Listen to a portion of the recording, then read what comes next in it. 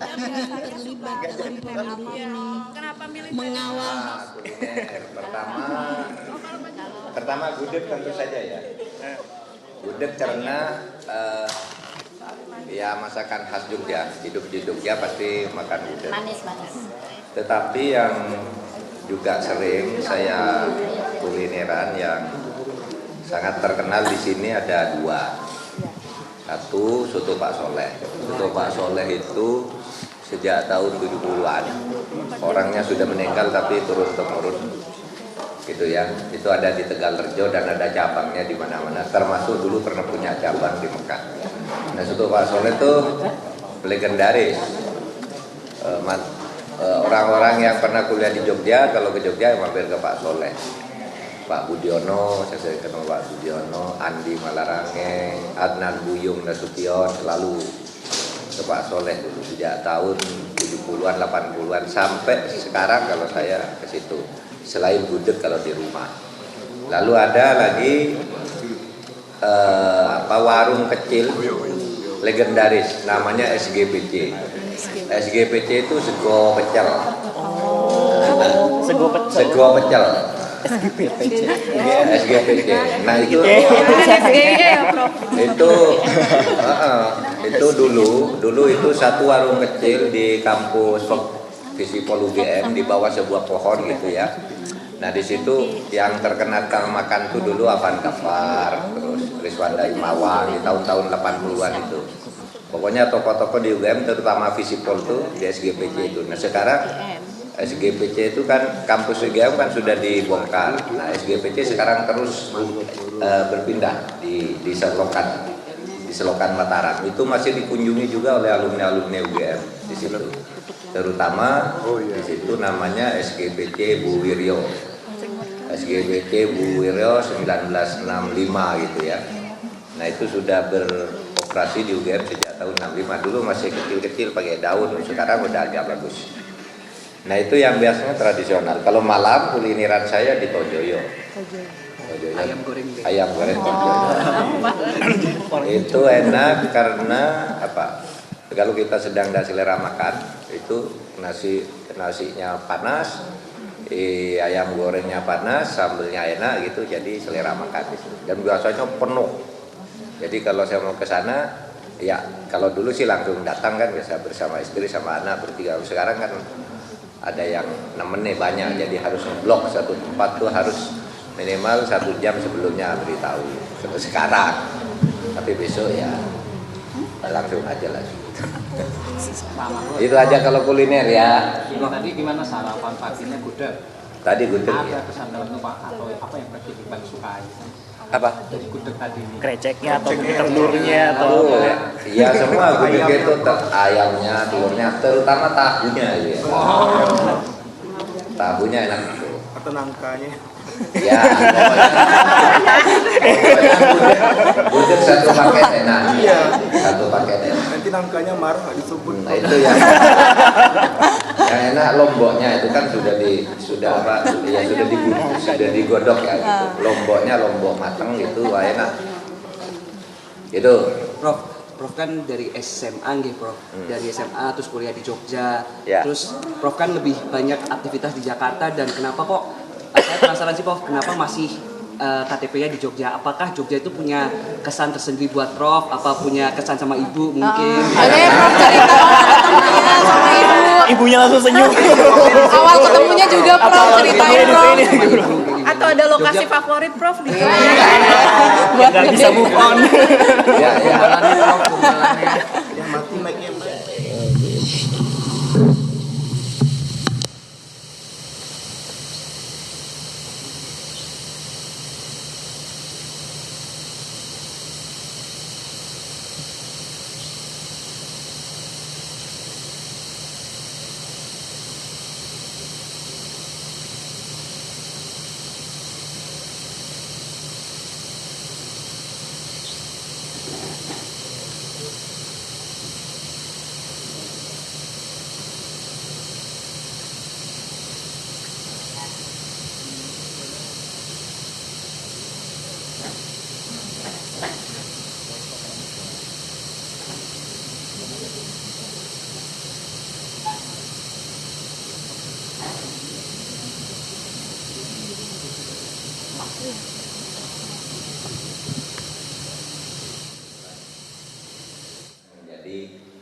pegawai di pengadilan agama hakim Islam. Ini SMA-nya. Nah, karena SMA-nya pendidikan hakim, maka masuk ke fakultas hukum boleh ke umum, bukan agama saja ya. Terus yang lain masuk ke fakultas hukum UII, ambil hukum tata negara. Semula saya ingin jadi hakim, kemudian sesudah masuk UI itu ingin menjadi dosen, karena saya punya dosen yang hebat itu sudah almarhum Hakim Agung Ardi Al-Ustaz itu dosen saya dulu. Sehingga saya kalau melihat dia ngajar, kok hebat sekali ya anak muda yang bisa ngajar. Udah, saya ingin jadi dosen gitu. Tapi sambil jadi dosen saya jadi aktivis, menjadi wartawan kampus, menjadi pemimpin redaksi majalah kampus. Nah, ada teman saya tadi Toto, mana Toto? Nah, ini. Halo Pak Toto. Ini wartawan. Halo Pak. Ini wartawan saya lulusan angkatan sekolah saya. Jadi saya pemretnya, dia dulu fotonya dulu. Saya dulu pemret, dia dulu. Fotografer saya yang namanya Toto. Belum menikah saya saksinya. Prof, gimana awal ketemu sama ibu? Bentar dulu.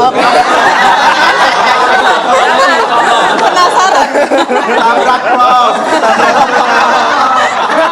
Tabrak Prof. Oke, lanjutin dulu, Prof. Di UII dulu saya masuk UII, Fakultas Hukum, jurusan Hukum Tata Negara. Waktu itu sudah dijuruskan sejak awal sih. Lalu saya ngerangkap di Sasdaya, UGM. Sasdaya itu Sastra dan Kebudayaan. Sekarang namanya fakultas apa? Ilmu budaya. Ilmu budaya. Dulu namanya Sasdaya, Sastra dan Budaya dulu namanya. Zamannya Pak Purwo Wijoyo, Pak Mama. Saya sudah jadi mahasiswa mereka di Sasdaya dalam bahasa Arab. Gitu. Pak Samsul, Hadirianto, Pak Samsul. Hadirianto Tohari, Pak Hikam itu teman saya. Pasangan serasi. Pak Samsul. Nah, saya kenal dengan istri saya di HMI. Jadi jadi organisasi ya, Prof ya. Sama aktivis. Kenapa? Iya, senior sama juniornya saya. Ya. Lagi seru-serunya nih.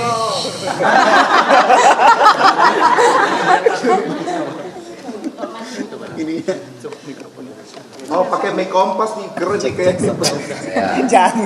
Itu dia diberitahu yang anu di sana. Ya. Jadi ya ketemunya di HMI. HMI itu tahun 79, 80.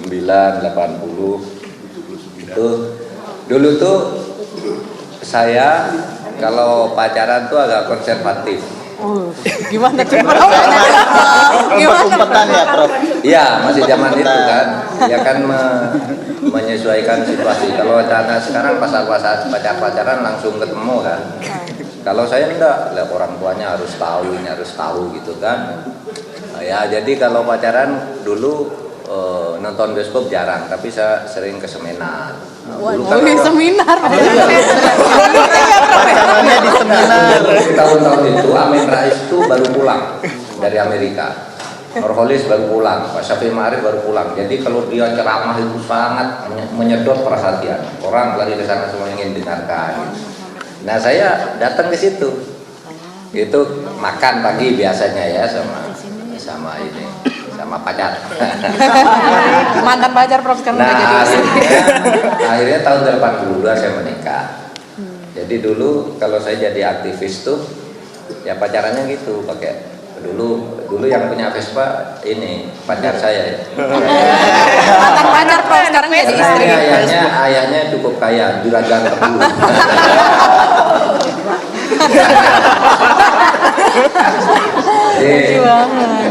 Jadi ke SGBC ke Pak Soleh apa itu saya sama istri saya ini dulu. Naik Vespa. Naik Vespa. Kayak Dilan gitu ya, Prof. Dilan Jogja. Dilan ini ya. Dilan Jogja. Nah, begini, kemudian sesudah saya bercita-cita jadi hakim itu, saya kan jadi aktivis tadi. Sama Toto ini jadi wartawan, kemudian saya menjadi pengurus lembaga kemahasiswaan, Intra, Senat Mahasiswa dan sebagainya. Itu kan terus zaman itu musim demo. Gerakan politik mahasiswa itu terjadi saat itu. Ketika saya masuk universitas itu dulu demo anti Pak Harto itu dimulai ketika saya masuk mahasiswa, yang sampai Rizal Ramli ditangkap di Bandung, siapa yang duta besar di Jepang kita, Heri Ahmadi, Hilal Hamdi ditangkap di Bandung. Kalau Hariman tahun 74, saya 78. Nah, di sini yang mahasiswa di sini Magdir Ismail yang ditangkap, masuk penjara. Nah, saya hidup di era ketika orang berani melawan Pak Harto.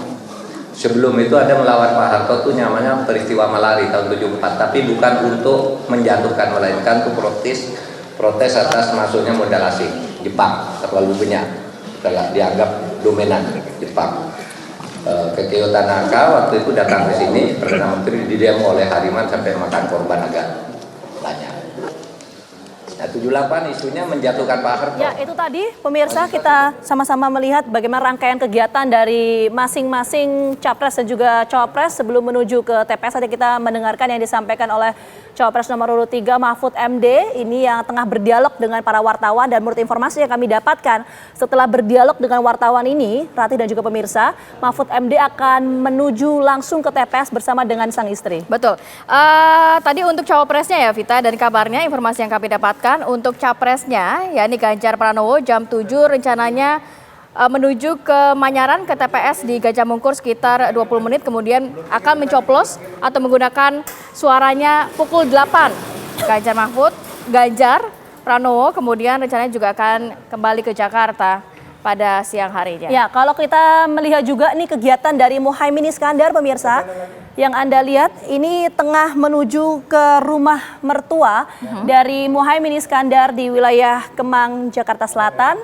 Nanti setelah dari rumah mertua Muhaimin Iskandar akan langsung menuju ke TPS bersama dengan sang istri dan juga keluarga. Lagi-lagi kalau kita bicara soal pemilu, ini yang kita pertanyakan adalah mengenai tingkat partisipasi dari pemilih ini, apakah akan meningkat atau menurun atau seperti apa. Mengingat pada hari ini tanggal 14 Februari merupakan hari libur nasional, dan tadi juga disampaikan oleh Rati ada beberapa kejadian ya di wilayah misalnya banjir. Apakah ini kemudian akan berpengaruh signifikan terhadap tingkat partisipasi pemilih? Kita juga sudah menjadi pertanyaan. Memberikan informasi kepada pemirsa juga bagaimana persiapan dari masing-masing capres dan juga cawapres sampai dengan saat ini. Tadi kita juga sempat menampilkan gambar di kediaman dari cawapres nomor urut 02 Gibran Rakabuming Raka yang nampaknya juga masih cukup sepi ini di kota Solo, dan juga nanti kita akan hadirkan bagaimana aktivitas persiapan juga dari Prabowo Subianto dan juga Ganjar Pranowo, karena kabarnya Vita, Prabowo Subianto ini juga akan menggunakan hak suaranya di Hambalang, kemudian juga nantinya akan hadir di pantauan quick count di TKN pada pukul 14. Sedangkan Ganjar setelah menggunakan hak pilihnya langsung menuju ke wilayah DKI Jakarta. Iya, ini menarik tadi Rati sampaikan mengenai kegiatan dari masing-masing capres dan juga cawapres sebelum menuju ke TPS. Nanti kita akan update lagi bagaimana kegiatan dari masing-masing capres dan juga cawapres sebelum ke TPS. Tapi kita jeda dulu. Kami kembali hadir saat lagi untuk Anda. Tetap bersama kami.